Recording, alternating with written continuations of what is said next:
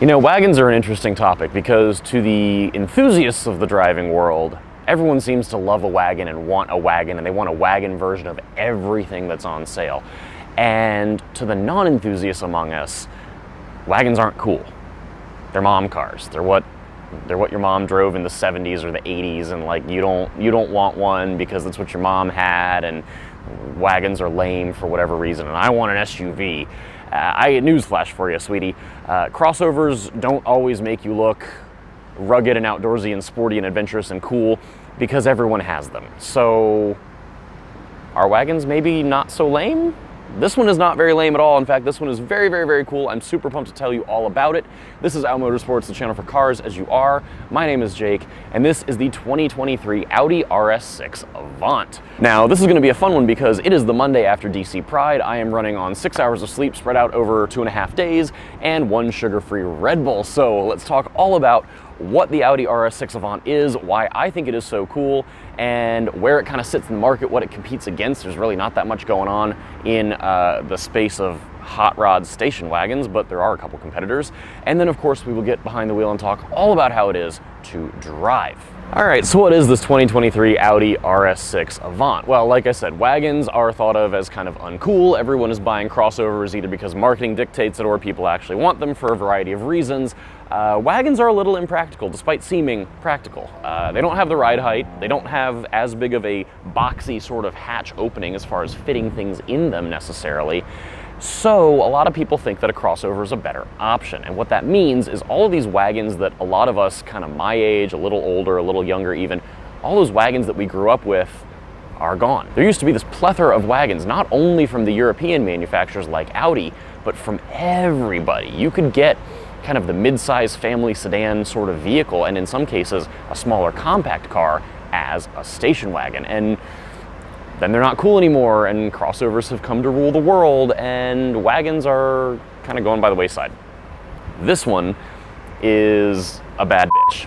Like that's all I can say about it. It is so cool, and we'll get into why I'm like geeking out about this in just a second. But this is based on the Audi A6, which is their mid-size sedan. They sell it as a sedan. They do also sell this as an A6 Avant, which is this vehicle, but with like less of the bad bitch stuff bolted to it. But those, you know, are only going to sell to a certain small subset of the population because most people would rather buy a Q5 or a Q7.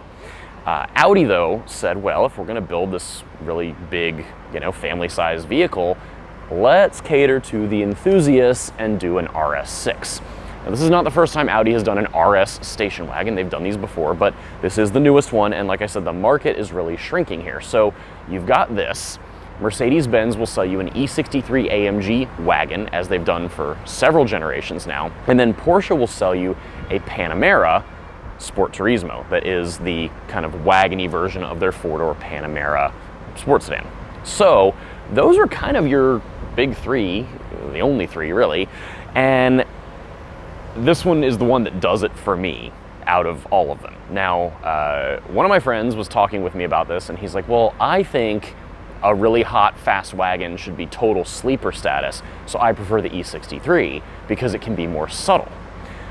To which I would have clutched my pearls, but I left them on some boy's nightstand on Saturday night, so there was nothing to clutch. But I said, I don't really agree with you because I think that they should be the most ridiculous, silly, stupid, outlandish sort of vehicles because this is a 600 horsepower station wagon. Why wouldn't you make it outlandish? And frankly, the black paint is really cool on this one, but I'd have it in bright red or bright blue because it's a 600 horsepower station wagon with an active exhaust, like in 22s. Like, let's just go all in at this point. But to that end, let's talk about some mechanical bits of this thing. Like I said, roughly 600 horsepower. It's a twin-turbo 4-liter V8 engine that is found across the Audi family of vehicles. It's in some other Audis. It's in some other Volkswagen Audi Group products if you go into other brands that are part of that group. And it makes 591 horsepower and 590 pound-feet of torque. And that all flows through an 8-speed torque converter automatic transmission and to all four wheels through quattro all-wheel drive. So tons of power, tons of torque, Transmission is great. We'll talk all about all of this in the driving portion. When you move on to the rest of the mechanical bits, you do have standard air suspension here, and then this car has the optional adaptive dampers so they can get firmer or softer based on your drive modes. They all have four-wheel steering. That's also a very fun, interesting thing that's going on here. You can kind of see it, but you'll see it more when I start driving. But the rear wheels will turn opposite the front wheels at low speeds to help you with maneuverability. Great in a parking lot, with a U-turn, just in the city in general. So that is a cool thing to have. Stopping is handled by, in this case, the optional upgraded ceramic brake package. It is $8,500 worth of brakes on this car. And we'll talk about this a little bit more. I don't necessarily think you need those. They're just an option, so you can have regular steel brakes if you don't want them. But this car has really big, powerful brakes on it. Other thing going on, like I said, these are 22-inch wheels. These are an optional wheel. The standard wheels are 21s that also look pretty good. But these are the 22s that come with the black optics package. And then those will come with a 285 millimeter wide summer tire. Now, the interesting thing with this girl in particular is that this has been in the DC area press fleet for many months. It came to the area in the winter when we had the potential for snow, but it's DC, so we never actually get snow until the times we get like 3 feet, but we got no feet this year. But it is on a set of winter tires. And I said it was just Pride weekend, it's June. So we'll talk about how that is and how they kind of affect some things, but in any case, really with the temperatures the way they are, it just makes the car more entertaining. So mechanically, that's all kind of what's going on. Options wise, like I said, this one has black optics. It has the carbon ceramic brakes. It's got the black headliner. It's got the upgraded Bang & Olufsen sound system.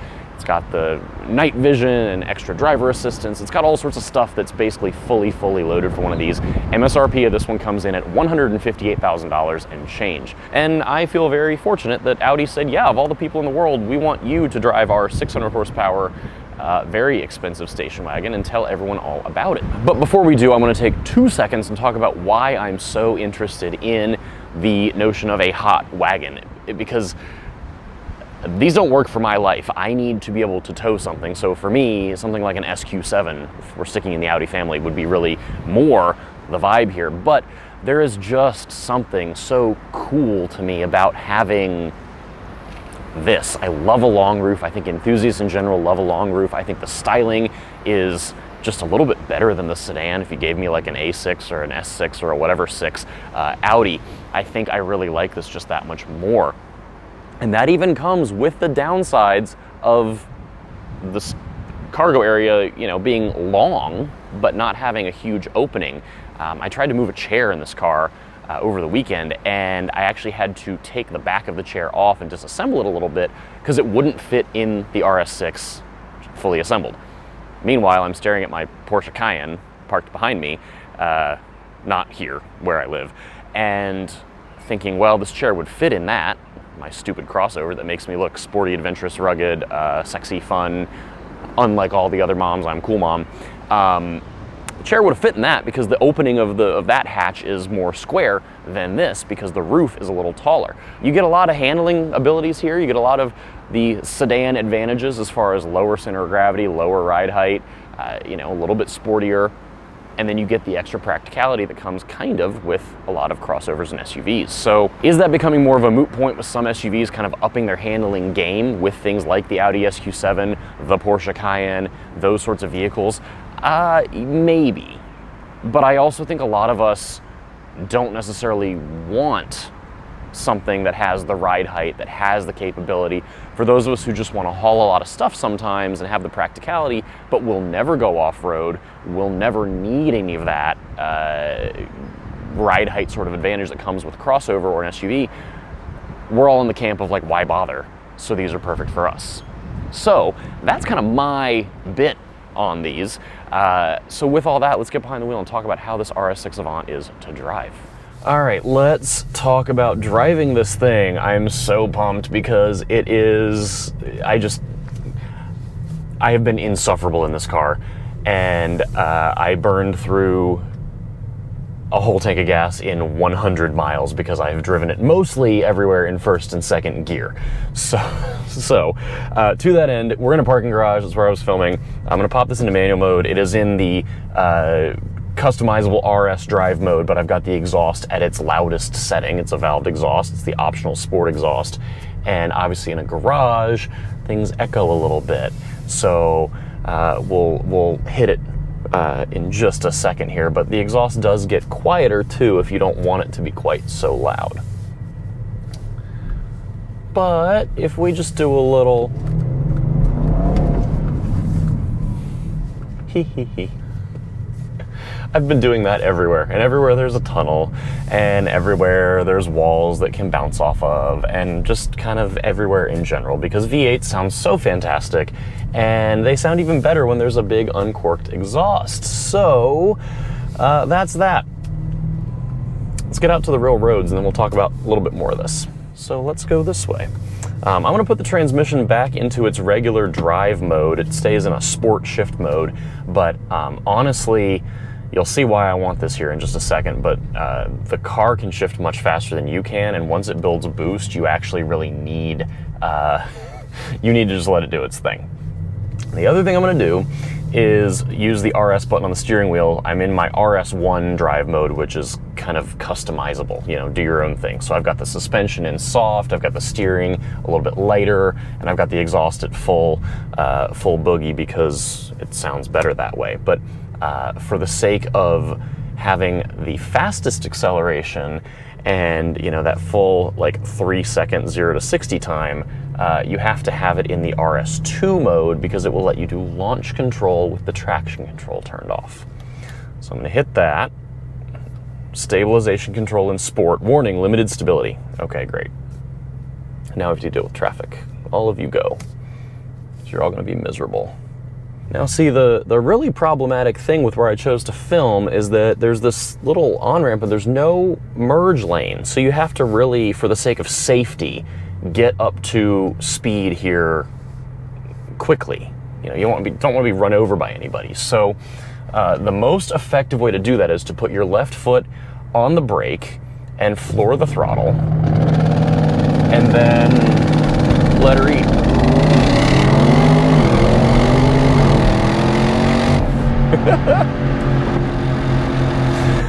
Oh, this thing is so stupid fast. It's part of why I like it so much. Like I said, a couple other, you know, more independent reviewers and, you know, the car and drivers of the world all have done instrumented testing, and they all got up like a 3 or 3.1 second 0 to 60, which is truly, really remarkably quick. The wagon is very, very quick. I said it's on these winter tires. Doing those launch control starts is interesting, as is heavy braking and everything. It just really highlights how squirmy a winter tire can be and how soft the winter tires are. I've had to really make sure that that's not, you know, clouding my judgment of the car in general, because it is much more capable than these tires will let it be, if that makes sense. So then, as we move on to the rest of the interstate, I'm gonna pop this back to manual because I want to shift for myself again. And you do have paddle shifters here. The car will listen to you, although it will also upshift if you are matted in the kickdown with your foot hard in the carpet. It will upshift into the next gear, so you're not just banging on the rev limiter. But like I said, the car can shift faster than you if you're really on it, and you have to really anticipate the paddles if you're trying to shift it manually. If you're on a back road or something, that's different, and then you can actually play and it'll, you know, respect your choices and stay in a gear. But I've just been leaving it in sport and letting it shift on its own. But it's so amusing. I don't know if you heard that there, but it kind of axle hopped because it couldn't keep traction as it upshifted from second to third. I think it's so hysterical. Okay, beyond the power and making me giggle, how is this car to drive? Suspension wise, it's great. You know, it's interesting with a lot of sporty cars, sports cars, performance cars, whatever you want to call them. They are often challenging in city environments where the streets are kind of crappy and you don't want a harsh ride. And this one, like I said, has the optional adaptive suspension, so the shocks can change their damping rates, and it does a really nice job. It is comfy in the city otherwise, keeping in mind you're on 22s with little rubber band tires for a sidewall profile. It rides really nice. But then when you're in the, a stiffer suspension setting, I don't want to say full sport because there's a couple modes there, but when you dial it up, it does have very good body control, not a lot of body roll. It's just easy. And similarly with the steering, it is just easy. It's pretty good as far as turn in. It's pretty good as far as how it will let you make it rotate. It's easy to control. The fun thing is I have, given the lack of traction from these winter tires in June, I have done some accidental drifts in places, not because I was trying to, and this is not me being facetious, like I literally was not trying, and I left a friend's neighborhood onto a main drag, gave it some throttle, and it truly just stepped out because I gave it too much and there was no grip, and it was just like, oh, we're going for a slide now. And the nice thing is, when it did that, it was very easy to control. So a little bit of opposite, threw it in, and it was just like no big deal. So love a predictable chassis, love a chassis that talks to you and, kind of throws it back at you and works with you to have your fun. So that, I think, is really, really fantastic. And, given this is it's a big car, this is not considered a sports car, it's based on an A6 ultimately. I appreciate the fact that, it's as talkative as it is. That's really fantastic. As we go into this teeny little sweeper here, the four-wheel steering is interesting. You have to just kind of relearn where your turn-in points are because it makes the car feel much smaller than it is, and it drives smaller than it is. It's a really lovely thing, but it can be just a little goofy at first, but I really enjoy it. It's so nice, especially in tighter corners, and in city driving, all that. And then again,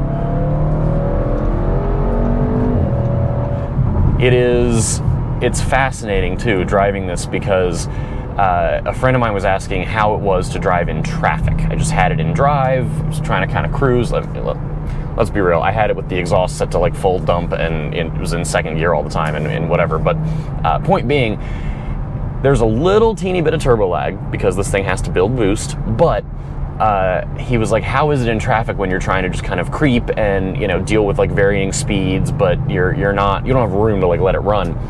And I said, the interesting thing is you're in traffic, you see, okay, I can get in the left lane and like hit it and get ahead of some people because they're moving slow or taking an exit or whatever, and you give it the same amount of throttle that you would give most other cars, and if you've already built boost, you're just doing like 90 before you really realize it. This is very quick. No matter what gear you're in, it just pulls. From a stop or whatever, there's a teeny bit of turbo lag. That's why launch control makes it that much faster, is because it gets those turbos spooled. If you don't do it in launch control and just like pin it from a stop, you will feel a little bit of like, ooh, and then we go. Because big turbos, they got to make power somewhere, and this builds power. It feels strong pretty much all the way to redline, which I really appreciate. Now, when you have to slow it all down, I said I want to talk about this ceramic. Oh, hey, Dodge Journey, driving like an RS6 driver. Jeez, someone's swerving. They got a place to be. Anyway, speaking of brakes, when you got to slow down, avoid those Dodge Journey drivers. Like I said, this one has $8,500 in carbon ceramic brakes, and I have some thoughts on that, not just for this car, but just in general. I think the carbon ceramics are fine. They're low dust, they're high performance, love that. They get really expensive if you are tracking the car. Not saying people will track these very often, but it's something to think about. And then they can be a little squealy at low speeds when they're cold. I just don't know if I see the advantage most of the time. I would probably save the money, and $8,500 buys you a lot of wheel cleaner or car washes. So that's kind of my take on carbon ceramic brakes. The stopping performance is very good, even when the pads are very cold. You can just stand on them, it will stop, it is fine. The one thing that you do have to be wary of course, with these winter tires is it wants to be a little squirmy, but like I said, the whole car is predictable, easy to deal with, love all that. From a general driver vibe in here, the dash is nice and low. You've got like the 2-screen thing going on with Audi that's been typical in a lot of their higher end models for quite some time. They're haptic screens, it's got wireless CarPlay and Android Auto, and they're very easy to deal with, although I still think that the bottom screen that's here for climate control really doesn't do anything better than knobs and buttons would do. So it's not bad to deal with as touchscreens go, I just don't really see the point in general. So is what it is. But then you've got your virtual cockpit, your digital cockpit here going on as your gauge screen. That changes based on your drive mode, and they use the pixels pretty well. You can see a lot of different info, and then you can also display a map if you want that, so that's kind of nice as well. This one has a heads-up display, and you know, it's fine. Polarized sunglasses make it a little less fine. You can't really read it a lot of the time, but if you're not wearing them or your sunglasses aren't polarized, no big deal. And again, it changes based on your drive mode, so that is pretty cool. Other nice touch in here, there's a big sunroof, and then there's another piece of glass above the rear passengers. There are 2 separate sunshades. And I think that is a tremendously cool option because there are 2 different buttons up here to control them. So if your rear passengers want extra daylight and you don't, or vice versa because of where the sun is hitting in the car on a drive, you can control them both. It is a brilliant touch. I really don't know why other manufacturers haven't done that, because a lot of them will have a little bar right here and 2 separate sunshades, fine, and they work off the same control. Pretty sweet to have 2 separate buttons here, really, really like that. The sound system, like I mentioned, is the upgraded Bang & Olufsen Advanced system. It's got the tweeters that kind of spin and pivot out of the dash, neat little touch, and sounds fantastic. No real complaints there. I've been blasting Padam Padam on repeat for 7 days. And then driving position, we should talk about driving position. Audis, as with most other German cars, are made for tall people, and I love it. I'm 6'1", I fit in here very well. I've got a really comfortable driving position. There's a built-in thigh extender on both of the front seats, so you've got good support for your legs if you have longer legs, or if you don't, you can make it crunch back in and accordion itself up, and it will be out of the way. The seats are very comfortable. I've done some long distance driving in this car while I've had it. It's been really nice. And then for just bopping around town, also pretty good. The side bolsters are not adjustable. I honestly wish they were, because I am, I don't know, I'm not like Twinkie, but I'm not on the bigger end of things either, and I would love a little bit more lateral support on my torso. My thighs are doing just fine with the amount of support that's here, but I wish these would move just a touch, because I do get a little bit of movement, just a touch, if we're in, you know, a more spirited driving scenario. A lot of good glass, a lot of good light, and you know, if you do want to glance over your shoulder, if you're backing up or something or changing lanes, you do have a lot of good visibility out. That is partnered with good 360 camera, front view, rear view, all that good stuff.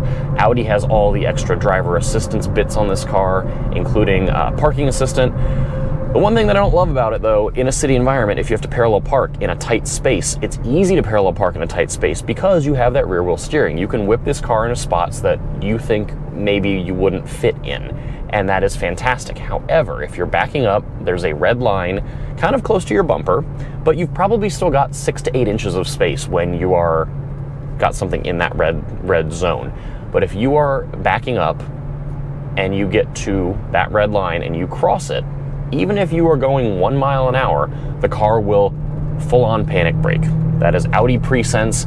It thinks you're going to hit something, and it is not going to let you do it. It was a little tricky trying to parallel park this in a very, very tight spot, just because we had a couple of panic brake moments, and me and my passengers all got a little bit of like very slow speed whiplash from the car, just thinking I was going to slam into the PT Cruiser in front of me, when in fact I was just going to creep up next to it and not actually touch it or give it any sort of boop. I just wanted to get very close to get into that parking spot. But all right, that is it for this review of the 2023 Audi RS6 Avant. As always, thank you so much for coming along. Please be sure to like, share, comment, subscribe right here on YouTube. The more of that you can do for support, we so appreciate, because it just enables more cool cars like this Audi.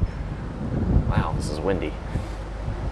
It's really windy. Let's wrap this up. In any case, you can follow us on Facebook, Instagram, and Twitter at Out Motorsports, and head over to outmotorsports.com if you'd like to join an ever-growing community of LGBT automotive enthusiasts and motorsports competitors. We have a whole bunch of people who would love to be your new best friends, online and in person. We are hosting events around the country for the rest of 2023 and already planning what 2024 is going to look like as well. Till next time, please stay safe, be well. See you for the next one.